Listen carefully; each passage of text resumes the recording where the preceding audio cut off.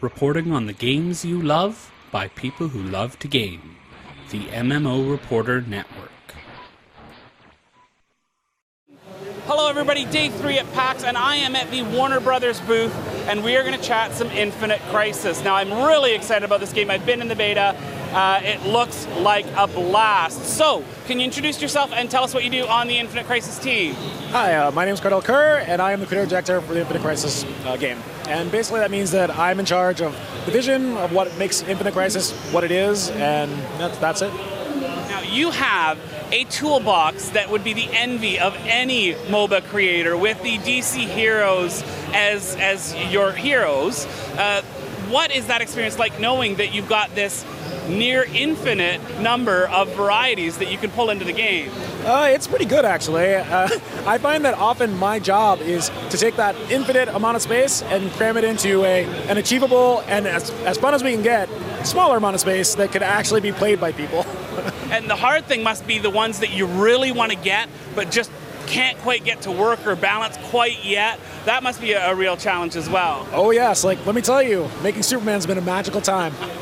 I bet, because, well, what do you do with a guy who is stronger, faster, better than everyone else out there? Yeah, not to mention, and everyone's got an opinion on. So I think that the big one for us has always been, when we make a character at all, like no matter whether they're the Joker or eventually Lex Luthor or something along those lines, our goal is to make sure that when you play that character well, you feel like that character should feel in your mind. So the Joker has been my best example of that so far. I mean, when you're playing the Joker and you play him well, you literally are laughing as you play because you're just killing all these people, and it's actually really funny because you're like baiting them in these horrible ways. They think they have you and they don't. And that's one cycle. Flash is another great one where two things about the Flash that everyone needs to remember.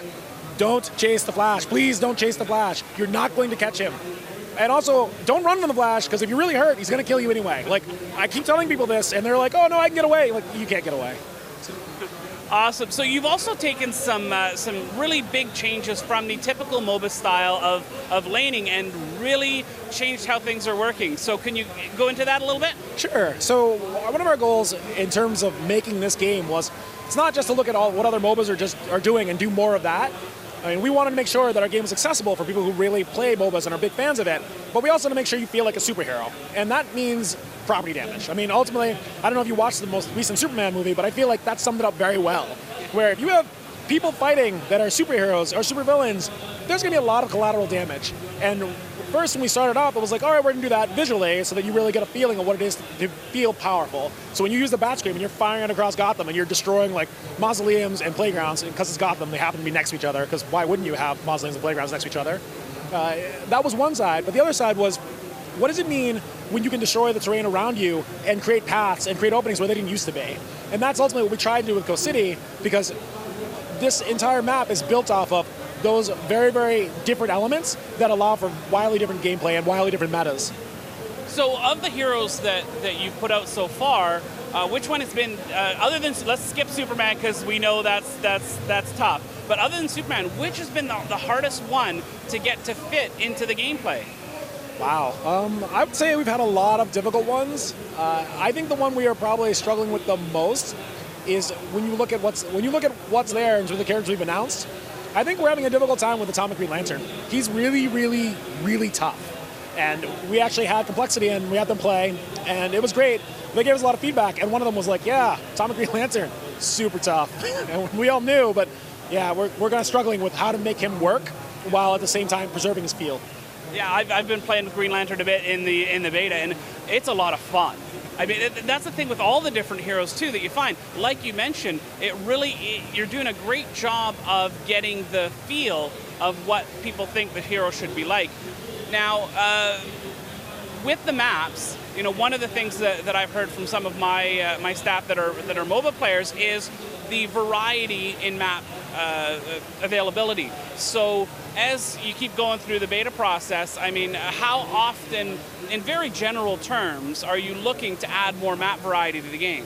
Well, basically, when we look at what we have available, each of our maps, we're trying to offer a very specific experience. I mean, Gotham Heights, it gives you that feeling of a swirling melee at all times. If you come in higher level than you normally would, and that point is like all skirmishes all the time. And also, there's a massive team fights in terms of the orbital cannon. But the goal there was to kind of give you a short cycle gameplay. And then Coast City is a longer cycle gameplay, but now you have more traditional elements, such as you have lanes, you have a laning phase, you have people who are running around the urban jungle, like murdering people and murdering other creatures. Our next map, in terms of Gotham Divided, it's probably going to be the most familiar for people who really actually are deep into MOBAs, but it's still going to be done our own way. And what we found is that it just takes time to really look at what's there and challenge our assumptions, because a lot of our core tenets, that whole destruction aspect of what it is to be a superhero or supervillain, and things like firing the Doomsday device, they just cause it to be much harder to make a good, fun, balanced map.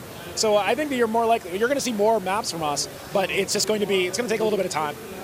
Now, we've been talking about all the different heroes and the amazing library of past iterations that have come out in the comics. Are you lucky enough to get a little bit of a sneak peek at what's coming in the future from DC and start to plan for those things as the movies and comics are going to come out? Yeah, actually. Our relationship with DC is great. And they actually worked with us for all the multiverse variants we have. So when we decided we want to make an Atomic Earth, they were like, cool. And we're like, really, that's it? And they were like, no, it's great. Write it up and pitch it to us. So we were writing that, and they were like, oh, that's a great idea. What if we did this instead? And I'm like, that's pretty awesome too. So that's been helping the whole process, because that means that sometimes when we're planning on things, they interleave that into their own comic plans as well. So yeah, it's kind of, I'm like, if past me, child me were to tell me, if I were to be able to tell child me, one day you're going to work with the DC people and you're going to be pitching characters they're going to bring into comics, that would be awesome. That's pretty cool. Now, for you personally, what's your favorite hero to use, and what kind of gameplay? Do you get in there right in the middle, or are you more of a range guy? What do you like to do? I'm more of a mood-based guy. I think my favorite character is still the Joker, just because he's ridiculous. I mean, especially when he's doing well. His animations are so nuts, and he's all limbs flying everywhere and just laughter. I do love that. But I think my overall favorite character to play is still Nightmare Batman. I like the 1v1 characters, and he is the perfect example of that. He is the guy who waits for you in the darkness and just disappears you, and that's kind of awesome. Yeah. And now you're currently, if I remember correctly, you're currently in closed beta, correct? Yes, we are currently in closed beta. So, are we looking short-term or long-term? Not looking for a date here or anything, unless you're ready. We can, it's just us. We're just chatting here. We're not live on the internet or anything. It's just us. So if you want to give a date, you can give a date. But are we looking short-term or long-term before we get to the open beta part? Well, I can say that I'm trying to make sure that we have a good amount of options. I feel like we need more champions and characters and just things along those lines to be able to give you the ability to pick and counterpick. I want to be able to have a draft mode that is actually really compelling. I also want to be able to have a full set of map experiences.